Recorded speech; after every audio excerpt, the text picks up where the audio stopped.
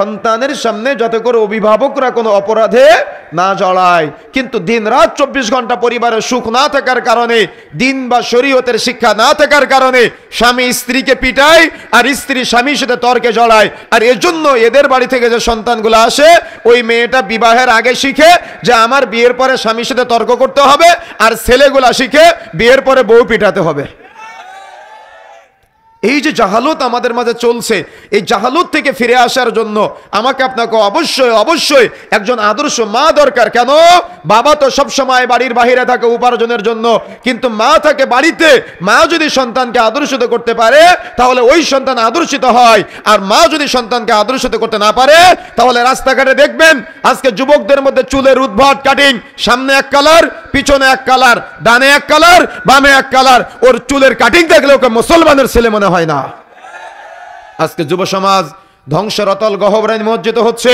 সে এমন একটা জামা গায়ে দেয় যে জামার মধ্যে 4-5 জায়গায় সেলা ফাটা, ও এমন একটা প্যান্ট পরে যে প্যান্টটার মধ্যে 4-5 জায়গায় সেলা ফাটা। পুরুষের পাশাপাশি নারীরাও আজকে সেলা ফাটা প্যান্ট, সেলা ফাটা জামা পরায় আজকে লিপ্ত হয়েছে, আর এটাকে তারা ট্র্যাডিশন মনে করে। তাহলে আপনি একটু চিন্তা করেন তো, যুবক যুবতীদের রুচি কত নিম্নমানের পর্যায়ে চলে গিয়েছে আজকে। কেন এমনটা হচ্ছে? আদর্শ পরিবার নাই তাই। কেন এমনটা হচ্ছে? আদর্শ বাবা মা নাই সেই জন্য। এই জন্য সর্ব অবস্থায় মনে রাখার চেষ্টা করতে হবে, একজন মা হলো তার পরিবারের গাইড। যদি মা পরিবারে আদর্শিত না থাকে তাহলে সন্তানরা কখনো আদর্শিত হতে পারে না। এই জন্য আদর্শ মায়ের প্রয়োজন। এর যতগুলি কারণ আছে তার অন্যতম একটা কারণ হলো যে স্ত্রী বাঁচায়ে সতর্ক না হওয়া। আপনারা তো ঠিক বলছেন, তো নিজেদেরকেও তো একটু পরিবর্তন হতে হবে। এই সন্তানগুলো আদর্শিত হওয়ার না হওয়ার পিছনে যতগুলি কারণ আছে তার মধ্যে অন্যতম একটা কারণ হলো আদর্শিত বাবা না হওয়া। অ্যারাবিয়ান একজন দিনী ভাই, উনি রাস্তা দিয়ে যাচ্ছেন, ট্রাফিক সিগন্যাল বোঝেন আপনারা? ট্রাফিক সিগন্যাল, তো ট্রাফিক সিগন্যাল জ্বলতেছে, ওনার গাড়ির পিছনে ওনার বাচ্চা আছে, ছেলে আছে।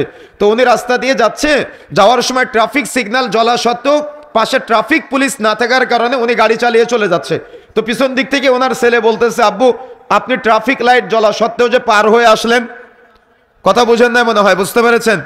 তো ছেলে বলতেছে, আব্বু আপনি তো ভুল করেছেন। তো যেই মুহূর্তে ছেলে এই কথাটা বলেছে, বলার সাথে সাথে বাবার অন্তরে ধাক্কা দিয়েছে, আসলে তো আমি ভুল করে ফেলেছি।